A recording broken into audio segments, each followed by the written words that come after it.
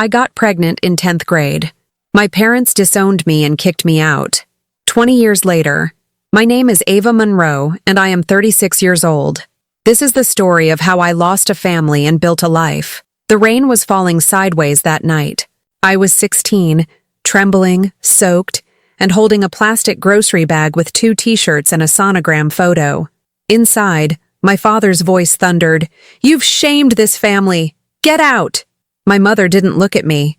Her hands shook, but she didn't stop him. The door slammed before I could even say goodbye. No suitcase, no coat. Just me, a pregnant teenager standing on the porch in the dark, my breath fogging in the cold air. That was the night I stopped being their daughter. That was the night I became someone they'd one day beg to know. But before I tell you how everything flipped, like and subscribe and drop a comment, where are you watching from? Before that night, I was their pride. I wasn't a person so much as a project.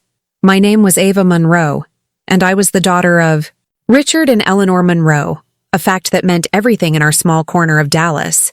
We lived in a house with a perfectly manicured lawn and tall white columns that looked like they belonged on a government building. Everything in our lives was about appearances. My father owned a high-end furniture business, and my mother organized charity galas. Their friends were people with last names that were also the names of streets and parks. My role in this carefully constructed world was simple: be perfect. And for 16 years, I was. I got straight A's. I played piano. Not because I loved music, but because the sight of me at the grand piano during their Christmas party reflected well on them. I volunteered at our church every Sunday, handing out bulletins with a polite smile that I practiced in the mirror. My mother would pick out my clothes. They were always modest, always tasteful, and always a little too mature for my age. "You're representing this family, Ava," she would say, smoothing the collar of a blouse. "Don't forget that." I never did. I felt like a doll they took out of a box for special occasions. They didn't raise me, they polished me for display. Every award I won at school was framed and hung in my father's office. Every compliment I received was repeated at dinner parties. They loved the idea of me. They loved the daughter who would go to an Ivy League school, marry a respectable man, and continue the legacy of the Monroe name. The problem was, I was a person, a real one. Underneath the pressed blouses and the perfect grades was a teenage girl who was curious and sometimes lonely. I met a boy named Lucas. He wasn't from a family with a name on a street sign. He worked at the local movie theater and had a kind smile. He saw me, not my family name. He listened to me, not the list of my accomplishments. With him, I didn't have to be a reflection of my parents. I could just be Ava. One mistake. That's all it took. One night of feeling like a normal teenager made me human. And in my family, human was another word for flawed. I found out I was pregnant on a Tuesday afternoon. The little pink line on the plastic stick felt like a death sentence. I sat on the floor of the drugstore bathroom for an hour, just staring at it. My first thought wasn't about a baby. It was about my father's face, my mother's disappointment, the perfect image shattering into a million pieces. Telling them was the hardest thing I've ever done. I waited until after dinner. My father was reading the newspaper in his leather armchair, and my mother was clearing the porcelain plates. The house was quiet, the way it always was. Silent and heavy. "Mom, Dad, I need to tell you something," I said. My voice was so small it barely made a sound. My father lowered his paper.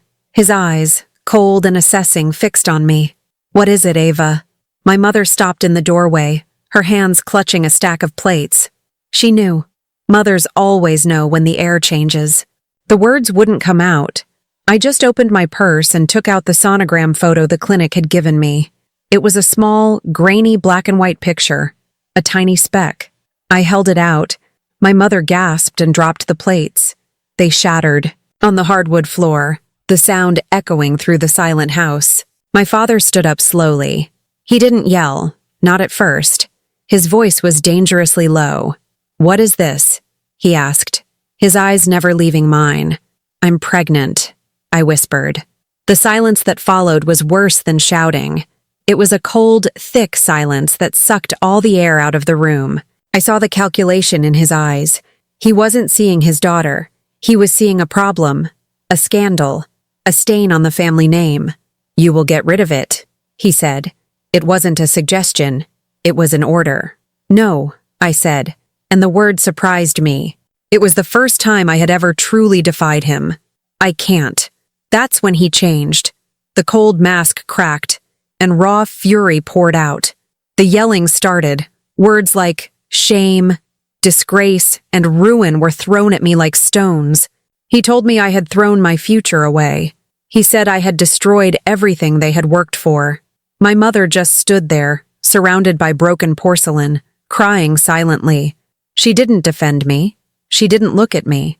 She just stared at the floor, as if the mess she had to clean up was the biggest tragedy in the room. That's when he said it. Get out of this house. You are no daughter of mine. He pointed to the door. I begged. I cried. I looked at my mother, pleading with my eyes. Please, Mom, say something. She just shook her head, her hand over her mouth, and turned away.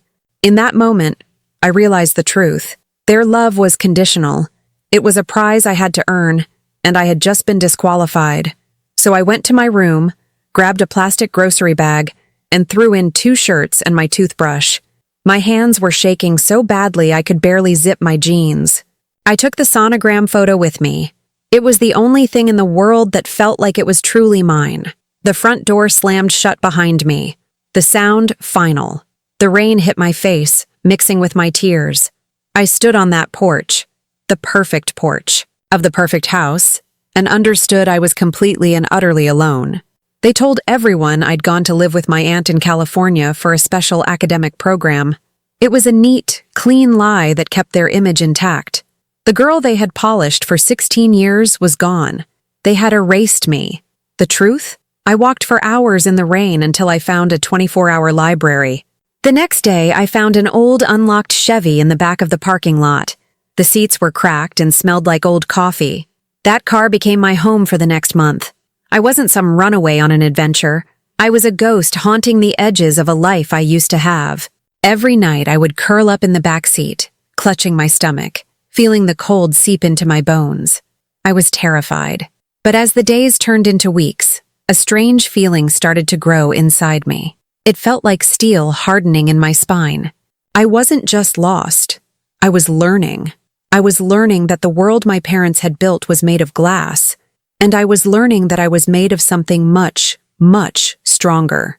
The first few weeks were a blur of hunger and fear. I learned to survive. On free water from the library's drinking fountain, and whatever food I could buy with the $27 I had in my pocket when I left home. I learned which city parks had bathrooms that were open early in the morning. I learned how to sleep in the backseat of a car and not panic when police cars drove by, their lights flashing across my face. The library was my sanctuary. I'd spend all day there, reading everything I could get my hands on, trying to forget the cold dread that settled in my stomach every night. I wasn't just a pregnant 16-year-old. I was invisible. People walked past me, their eyes sliding right over me, as if I were a piece of furniture.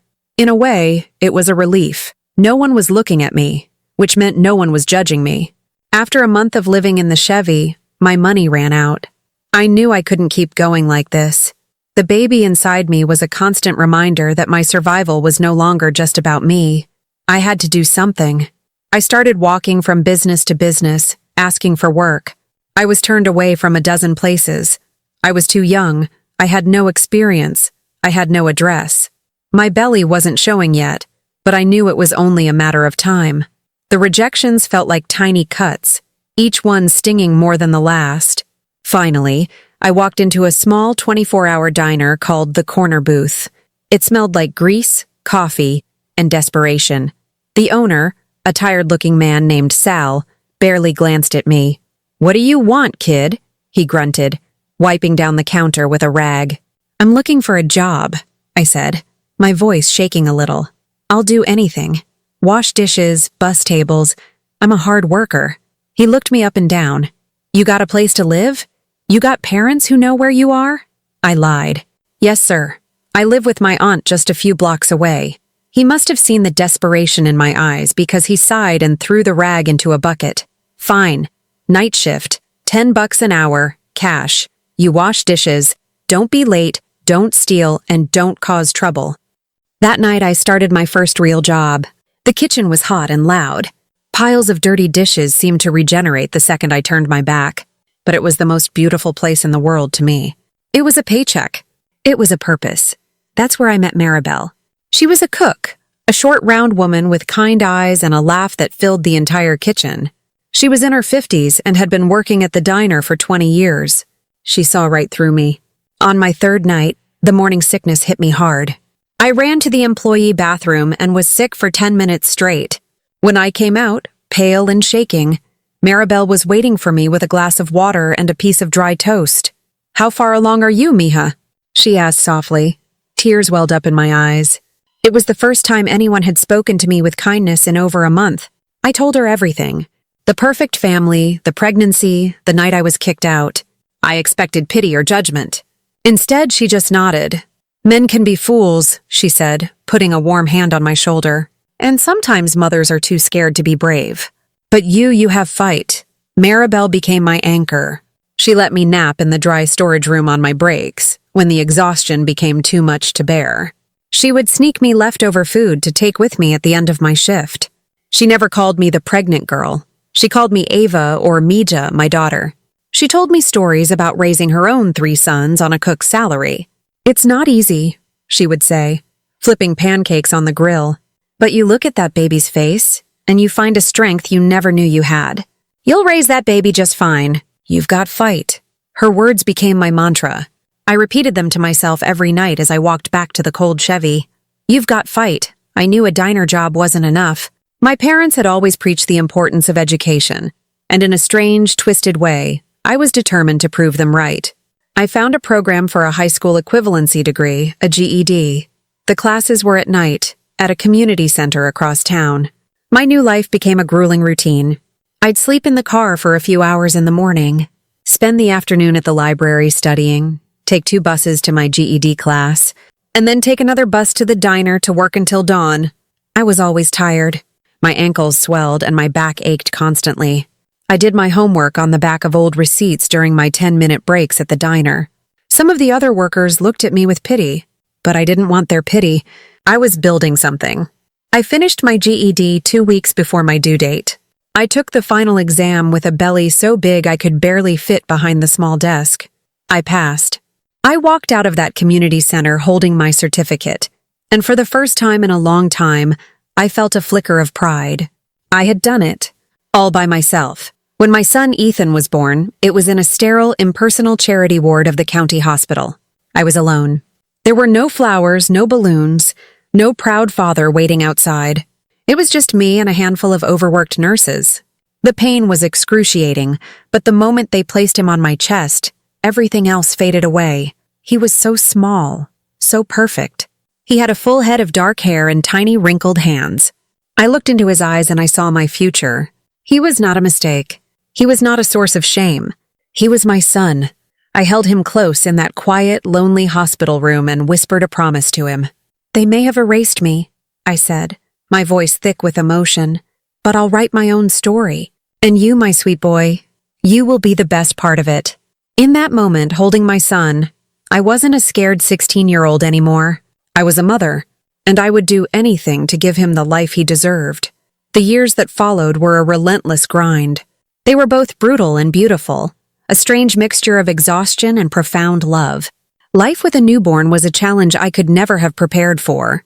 With the money I'd saved from the diner, I was able to rent a tiny one-room apartment in a rundown building. It had a leaky faucet and neighbors who yelled at all hours, but it was ours. It was a home. It had a roof and a door I could lock. After sleeping in a car, it felt like a palace. My days became a carefully managed schedule of survival. I worked the night shift at the diner from 10 p.m. to 6 a.m. Maribel had helped me find a neighbor, an elderly woman named Mrs. Gable, who would watch Ethan for a few dollars an hour while I worked.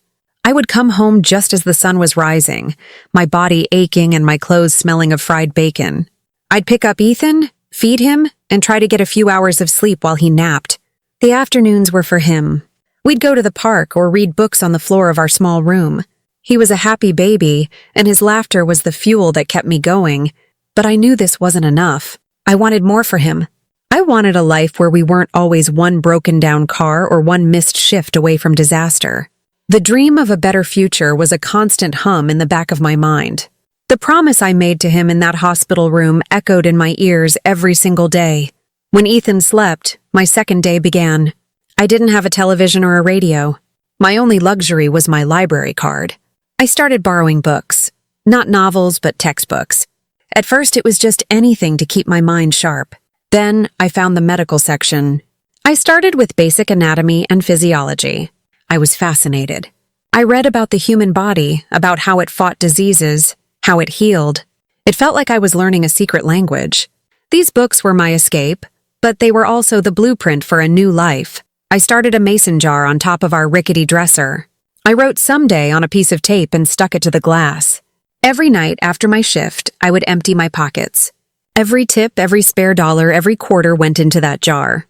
It was a slow process. Some nights I only had a few wrinkled dollar bills to show for 8 hours of work. But watching the money slowly rise, coin by coin, felt like I was building a fortress against the world. When Ethan was 2, the jar was finally full enough. It wasn't much, but it was enough to pay for one class at the local community college. I enrolled in an introductory biology course. It was terrifying. I was older than most of the students, and I felt like an imposter. I was a waitress, a single mom, not a college student. I'd bring Ethan with me to the campus library, where he'd color quietly in a corner while I studied. I did my homework at the kitchen table at 3 in the morning, fighting off sleep, the words in the textbook blurring together. I got an A in that class. Holding that report card felt better than any academic award I had ever received in my old life. This one was mine. I had earned it with exhaustion and sacrifice. One class turned into 2, then a full course load. Life became an even more frantic juggling act. Work, motherhood, and school. There were times I thought I would break. I remember one week when Ethan got a bad ear infection. He was crying all night, and I had a major anatomy final the next day. I sat on the floor of our apartment, holding my feverish son in one arm and my textbook in the other, tears of pure exhaustion streaming down my face. I wanted to quit. I wanted to give up and just resign myself to a life of waiting tables. But then I looked down at Ethan's face, so peaceful in his sleep, and I remembered Maribel's words, "You've got fight." So I wiped my tears, made some coffee, and kept studying. I passed that final. Slowly, painfully, I built a life from the ashes of the one that had been taken from me. I finished my associate's degree. The mason jar paid for that. With those credits, I applied to nursing school. It was a long shot, but I poured every bit of my story, my struggle, and my determination into my application essay. A few months later, a thick envelope arrived in the mail. I was accepted, but the tuition was more money than I had ever seen in my life. I felt my dream slipping away. That night at the diner, Maribel saw the despair on my face. I told her I had gotten in, but I couldn't afford it. The next day, she came to my apartment with a shoebox full of cash. It was her life savings. "You take this, Mija," she said, pressing it into my hands. "You are going to be a nurse. You are going to help people. This is not a gift. It is an investment in a good heart." I cried and told her I couldn't accept it, but she insisted. Her faith in me was a lifeline. Her loan, combined with student loans and every penny I could earn, got me through nursing school. It was the hardest thing I had ever done. The clinical hours were grueling, the coursework was demanding, and the pressure was immense. But for the first time, I felt like I was exactly where I was supposed to be. Then, a miracle happened. During my final year, based on my grades and my story, I was awarded a scholarship. A full ride to finish my Bachelor of Science in Nursing at the University of Texas. The day I got that letter, I held it in my hands and just sobbed. The weight of years of financial struggle lifted off my shoulders. I could finally breathe. By the time I turned 30, I was a registered nurse. I had a degree, a career, and a beautiful, healthy 10-year-old son. We moved into a small 2-bedroom house in a quiet neighborhood. It had a little backyard where Ethan could play. I walked through the empty rooms before we moved our furniture in, the silence feeling peaceful, not lonely. I had done it. I wasn't just surviving anymore. I was thriving. I was a mother. I was a provider. I was a woman who had built a life, brick by painful brick, from nothing. My career as a nurse was more than just a job. It was a calling. I worked in the emergency room of a large public hospital in Dallas. It was chaotic, loud, and often heartbreaking, but I loved it. I saw people at their most vulnerable, and I found a deep sense of purpose in being the calm, steady presence they needed. But every so often, a particular kind of patient would come in, and it would feel like looking into a mirror. They were always young girls, usually teenagers, with fear in their eyes. They were pregnant, alone, and had nowhere to go. Some had been kicked out of their homes, just like I had. Others were running from abusive situations. They would come to the ER for a minor complaint, but I could see the deeper crisis they were in. They needed more than a prescription. They needed a safe place. They needed a Maribel. I would do what I could. I'd give them information for shelters, connect them with social workers, and sometimes I'd slip them $20 from my own pocket for a meal. But it never felt like enough.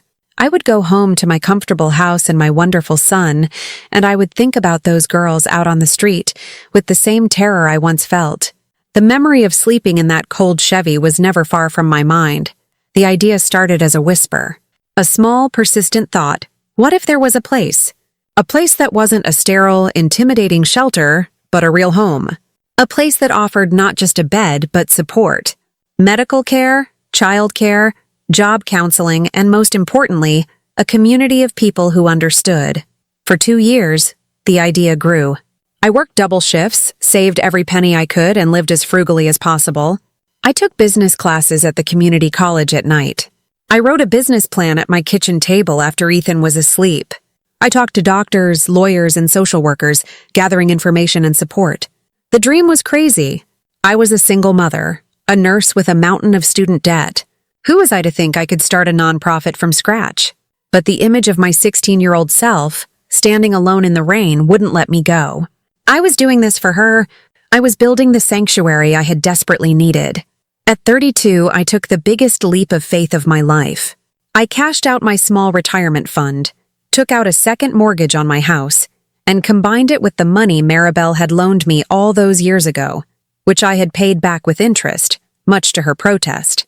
With that seed money, I leased a large old house in a quiet neighborhood. It was rundown and needed a lot of work, but I saw its potential. I called it Haven Care Wellness. The first few months were a blur of manual labor and paperwork. I learned how to patch drywall and paint walls. Friends from the hospital and people from my community college came to help. We laid new floors, fixed the plumbing, and furnished the rooms with donated furniture. Every single piece of that house was built with purpose. Every nail hammered felt like I was rewriting a painful piece of my past into something useful, something beautiful. We opened our doors with just 4 beds. Our first resident was a 17-year-old girl named Maya. She was 7 months pregnant and had been sleeping in her car. The night she arrived, I showed her to her room. It was clean and bright with a handmade quilt on the bed. When she saw it, she burst into tears.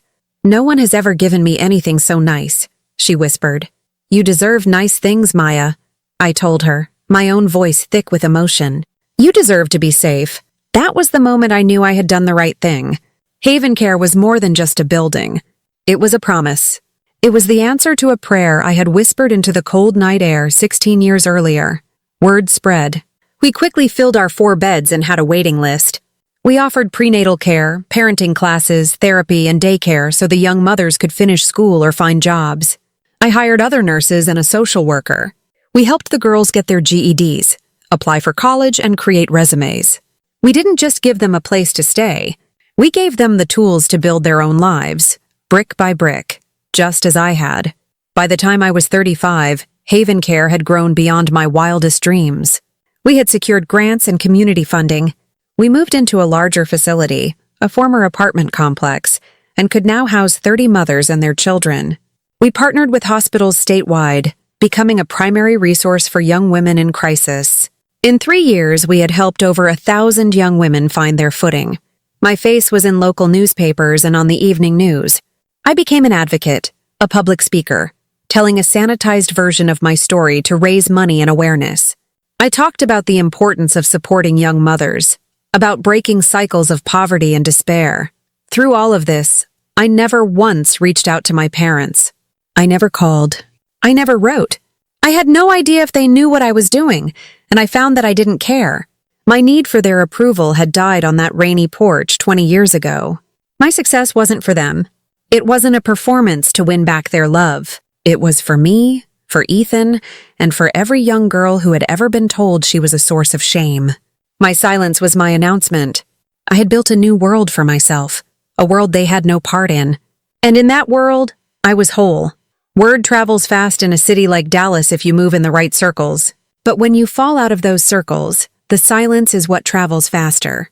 I didn't hear about my parents' collapse from a friend or a concerned relative, because I had neither. I learned about it the way a stranger would, through the detached, factual reporting of the local news. It started with a small article in the business section of the Dallas Morning News online. I was drinking my coffee one morning before a shift, scrolling through headlines, when our last name caught my eye. Monroe Fine Furnishings faces insolvency. I clicked the link, my heart giving a strange, dull thud. The article was short, filled with business jargon. Chapter 11. Bankruptcy, creditor lawsuits, leveraged assets. But the story underneath the technical terms was one I knew intimately. A story of pride. My father's business had been his kingdom. It was built on a reputation for old-world quality in a new-world market. But he had refused to adapt. He saw online retailers as a vulgar trend, contemporary design as a fleeting fad. He believed the Monroe name was enough. While other companies streamlined and modernized, he poured more money into lavish showrooms and imported Italian marble for his office floor. He was selling an image, the same image he had demanded from me. The business wasn't just a business.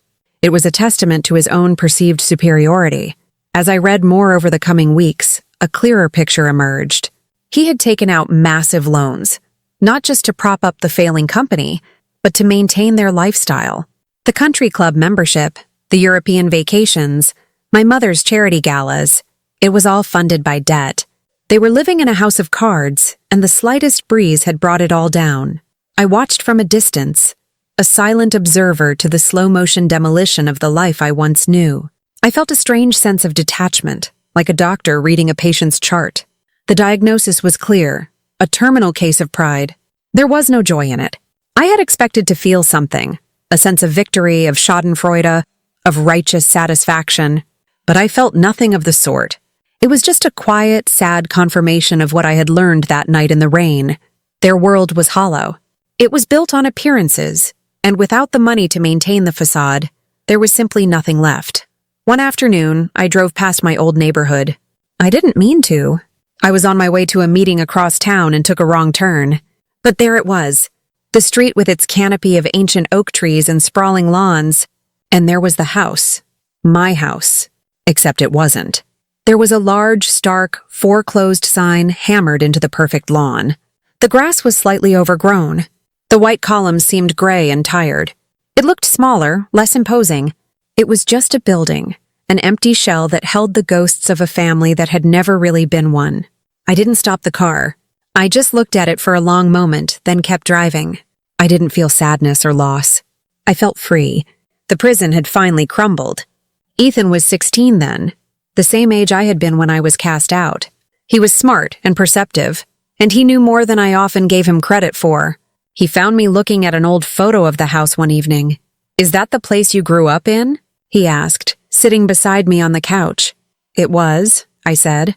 "I heard some kids at school talking," he said carefully. "Their parents know you're—" "My grandparents.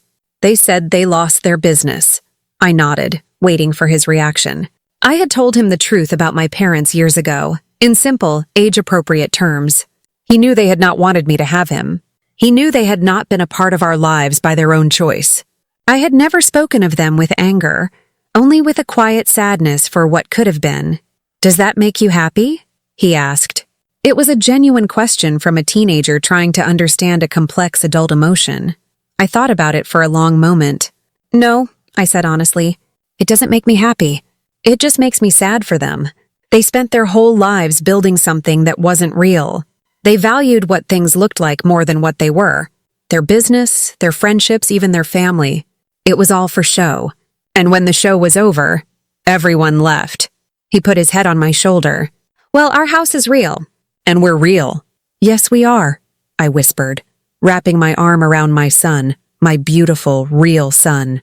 In that moment, I knew with absolute certainty that I had everything of value in the entire world.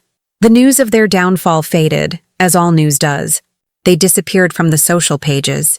My mother's name was no longer on the letterhead of any charity committees. They sold their cars. They moved into a small rental apartment on the other side of town. Their friends, the ones who had smiled so brightly at their dinner parties, stopped returning their calls.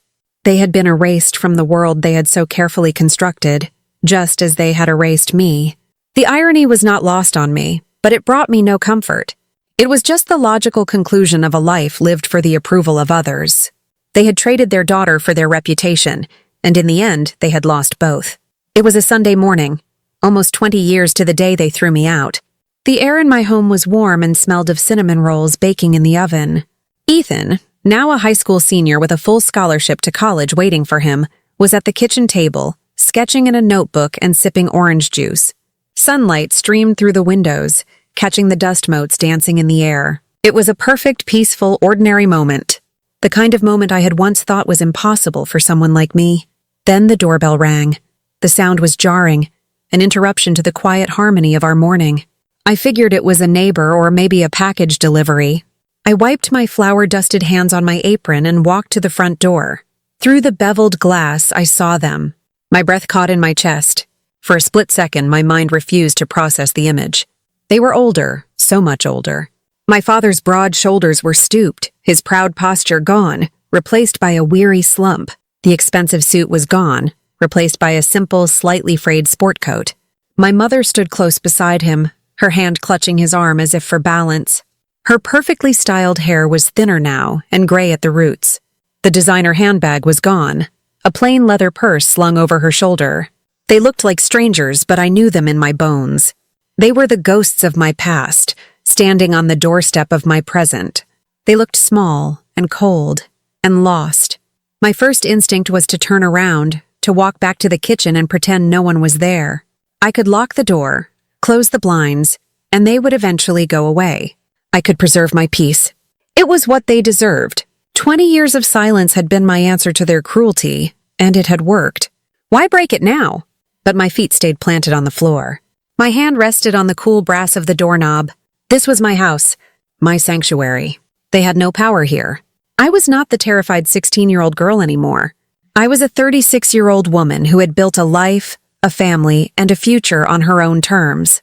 I was not afraid of them. I took a deep breath and opened the door. The cool morning air washed over me. For a moment, we just stared at each other. I could see the shock in their eyes. They were looking at me, but they were seeing a woman they did not know. They were seeing someone who was not broken. My father spoke first. His voice, which I remembered as a thunderous command, was now thin, hesitant. "Ava," he said, as if testing the name, as if he wasn't sure it still belonged to me. I just nodded, my expression unreadable. I offered no smile, no warmth. I just waited. We heard about Haven Care," he stammered, his gaze drifting past me to the warm interior of my home. "The news. They did a story. We didn't know. You built all that." His words hung in the air between us. It wasn't an apology. It wasn't an admission of guilt. It was a statement of awe at my success. The same man who had thrown me out for being a failure was now standing on my porch, impressed by my accomplishments. He wasn't seeing a daughter he had hurt. He was seeing a successful enterprise he couldn't take credit for. My mother's eyes were wet with tears that didn't fall. She looked fragile, a porcelain doll that had finally cracked. "It's wonderful what you've done," she whispered. "Helping all those girls." Then came the real reason for their visit. We'd like to meet our grandson. The request was so audacious, so completely devoid of any understanding of the pain they had caused, that a cold, hard clarity settled over me. They wanted to meet my son, the boy whose existence had been my greatest shame in their eyes, the baby they had ordered me to get rid of. I felt the years of pain, of struggle, of lonely nights and desperate prayers coalesce into a single quiet point of steel in my soul. I looked directly at my father, then at my mother. My voice, when I spoke, was calm. It was steady. It held no rage, only the weight of an undeniable truth. "You mean the baby you told me to erase?" The words landed in the quiet morning air like stones. I saw them both flinch. My father's gaze dropped to the welcome mat at his feet. My mother's hand flew to her mouth, a silent, choked gasp. The shame was immediate, a dark flush that crept up their necks. For the first time in their lives, they had no response. There were no excuses left. There was no lie they could tell to cover the ugliness of that truth. They stood there in the wreckage of my question, utterly exposed. The power dynamic that had defined my entire childhood, their absolute authority and my terrified obedience, had evaporated. I was the one holding all the cards. A part of me wanted to close the door right then, to leave them standing there with the weight of what they had done. But another part of me, the part that had built Haven Care, the part that believed in facing the truth head-on, knew that wasn't the end of the story. Closure wasn't about running away. It was about standing your ground. I stepped aside, opening the door wider. I looked at their downcast faces, and a new, unfamiliar feeling surfaced. It was not forgiveness. It was a kind of clinical, detached pity. They were broken, and they had come to the person they had shattered, hoping she could fix them. "Come in," I said, my voice even. "Let's see what forgiveness looks like." They walked into my home like trespassers, their steps hesitant on the hardwood floors. I led them through the living room and into the kitchen, the heart of my house. I gestured for them to sit at the kitchen table. It was a simple, sturdy oak table, the first major piece of furniture I had ever bought for myself, purchased with months of saved tips from the diner. It had been Ethan's homework spot, our dinner table, the place where we'd carved pumpkins and decorated Christmas cookies. It was a table that had only ever known warmth and love. Now it felt like a witness stand. I moved around the kitchen with a practiced calm, filling the kettle with water, taking down 3 mugs from the cupboard. The domestic ritual grounded me. My hands were steady. I felt a strange sense of being outside my own body, watching this impossible scene unfold. Here were Richard and Eleanor Monroe, who once hosted dinner parties for the city's elite on fine china, now sitting silently in their estranged daughter's modest kitchen, waiting for her to serve them tea in a ceramic mug that said, "World's Best Mom." The silence was thick with everything that had never been said between us. They looked around the room, at the crayon drawings from Ethan's childhood taped to the refrigerator, at the row of herbs growing on the windowsill, at the comfortable, lived-in reality of a life they had no part in. This home was a language they didn't speak. It was built with things they didn't value: resilience, sacrifice, and unconditional love. Just as the kettle began to whistle, Ethan walked in. He had headphones around his neck and his sketchbook in his hand. He stopped in the doorway, his eyes falling on the 2 strangers at our table. He looked from their unfamiliar, strained faces to mine. At 18, he was tall and lean, with a quiet confidence that was all his own. He had my eyes, but his calm, steady demeanor was a gift he had given himself. "Mom, who's this?" he asked, his voice even. He wasn't accusatory or hostile, just curious. I turned from the counter, my heart swelling with a fierce, protective love. This was him, my son. My greatest achievement. The living, breathing proof that I had made the right choice. "Old memories, honey," I said quietly. Ethan looked at them again, and I could see the understanding dawning in his eyes. He knew. He had seen the 1 or 2 old photographs I kept in a box. He was looking at his grandparents. My father cleared his throat, shifting uncomfortably in his chair. He tried to smile at Ethan, a weak, watery thing that didn't reach his eyes. "Ethan," he began, his voice raspy. We're your grandparents. We made mistakes." It was the closest he could get to an apology, a vague, sweeping admission that cost him nothing. But Ethan didn't react with the anger they might have expected, or the easy forgiveness they might have hoped for. He just tilted his head, his expression one of calm consideration. "Yeah, Mom told me," he said, his voice gentle but firm. "The kind you don't repeat."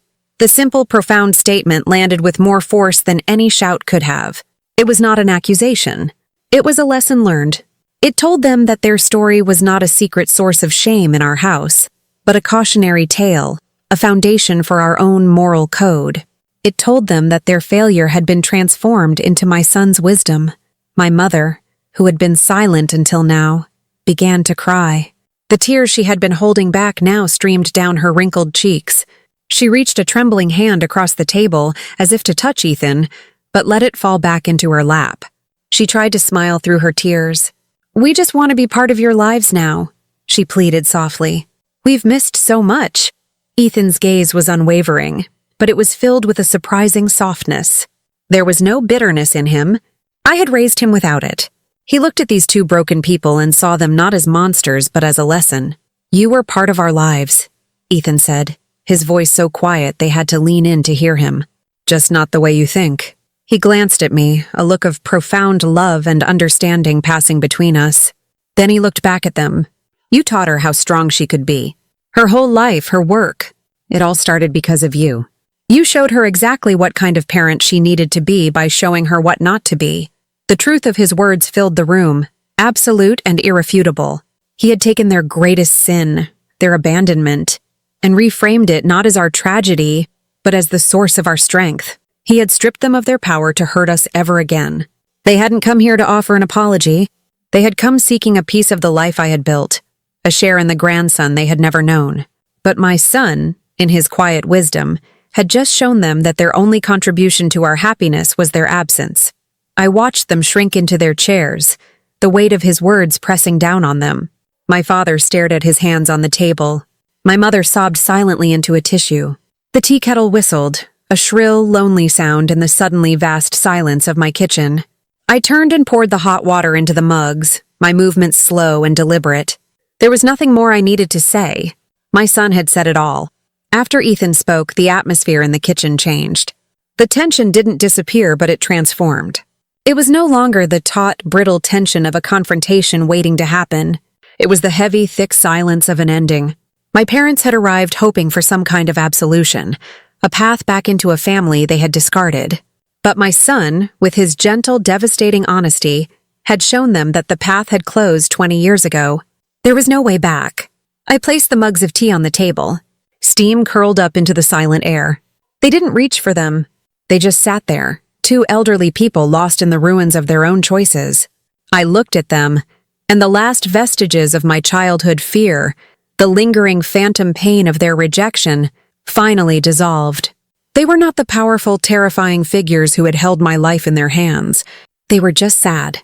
And for the first time, I realized that I had been free of them for years. This moment wasn't about me breaking free. It was about them realizing I was already gone. I sat down, my posture straight, my hands resting calmly on the table. There would be no shouting. There was no need for revenge. I had already won, not by defeating them, but by building a life so full of love and purpose that their judgment had become irrelevant. But there were things that needed to be said, not for them, but for me. For the 16-year-old girl who never got to say them. I looked at my mother, then my father. My voice was as level as a calm sea. "You erased me when I needed love most," I said. It was a simple statement of fact. There was no accusation in my tone, just the quiet weight of truth. I was a child. I was your child, and I was scared. And you threw me into the dark because you were worried about what the neighbors would think. You were worried about the family name. I paused, letting the words settle. For 20 years, you never called. You never wrote. You never tried to find out if I was alive or dead. If your grandson was healthy, you didn't care. You only showed up today because you heard I was successful. You read my name in the paper, associated not with shame, but with something you could be proud of. I leaned forward slightly, my gaze holding theirs. Now you want to borrow pride from my survival. You want to stand in the light of a fire I built myself after you left me to freeze. You don't want me. You want my success. You want this, I said, gesturing around my warm, solid kitchen. You want the happy ending, but you wrote yourselves out of the story the minute you slammed that door. My father finally looked up. His eyes were red-rimmed and filled with a desperate, pathetic plea for understanding. "We thought we were doing what was right," he whispered, the same tired excuse he had probably been telling himself for 2 decades. "We were trying to protect you, to protect the family." This was the core of his delusion, the lie he had constructed to allow himself to live with his own cruelty. And in that moment, I saw it with perfect clarity. "No," I said, my voice cutting through his justification, not with anger but with precision. "That's not true. You didn't do what was right. You did what looked right." That was it. The final, clarifying truth. Their entire existence had been a performance for an audience of strangers. Their morality was a matter of optics. Protecting the family had never meant protecting me. It had meant protecting their image, their reputation, their perfect white-columned house. The silence that followed was different. It was final. It was the sound of a book closing, a story ending. There was nothing more to say. No argument could be made against that truth. He had no defense left. They had sacrificed their daughter on the altar of appearances, and now, with their appearances in tatters, they had nothing. I watched them. I saw the full scope of their loss. It wasn't just the business or the house or the friends. They had missed everything. They had missed Ethan's first steps, his first words, his school plays, his graduation. They had missed my struggles and my triumphs. They had missed the chance to know their grandson, a kind, brilliant young man who was the best of me. They had traded a lifetime of real love for 20 years of hollow pride. Their punishment wasn't poverty. Their punishment was the emptiness of their own lives, and I felt a profound, aching pity for them. Not because I wanted them back in my life, but because I wouldn't wish that kind of self-inflicted loneliness on anyone. They had chosen the reflection in the mirror over the person standing beside them, and they had been left with nothing but shattered glass. The reckoning had come, not with a storm of rage, but with a quiet cup of tea on a Sunday morning. And it was more complete and more devastating than any revenge I could have ever imagined. They left quietly without finishing their tea. I didn't walk them to the door. I just sat at the table and listened to their footsteps fading down the driveway, the sound of a car door closing, and then the engine starting and driving away until there was only the peaceful silence of my own home left. The past was walking itself out of my life. Ethan came and stood beside me, placing a warm hand on my shoulder. He had been listening from the other room, giving me the space I needed. "You okay, Mom?" he asked softly. I looked up at his dear, familiar face, the face I had first seen in a lonely hospital ward, the face that had been my reason for everything. A slow, genuine smile spread across my lips. I reached up and covered his hand with my own. "I am," I said, and the words felt truer than anything I had ever said. For the first time, I really am. I felt a profound sense of release, as if a weight I hadn't even realized I was still carrying had finally been lifted from my shoulders. The ghosts were gone. The story was over. Through the window, I watched a bird land on a branch of the oak tree in our front yard. The sun was still shining. The cinnamon rolls were ready to come out of the oven. My life was here, in this house, with this boy who was nearly a man. It was a good life, a life I had built not from ashes, but from love. Revenge didn't come as a triumphant, angry roar. It didn't come with watching their world burn. It came as a quiet Sunday morning. It came as a woman with her own house, her own clinic, her own family, her own peace. My father once stood in a storm and told me to erase my mistake. And I did. Not my child. Them. If you've ever been thrown away for the very thing that made you stronger, hit subscribe. Because sometimes the sweetest revenge isn't power. It's peace.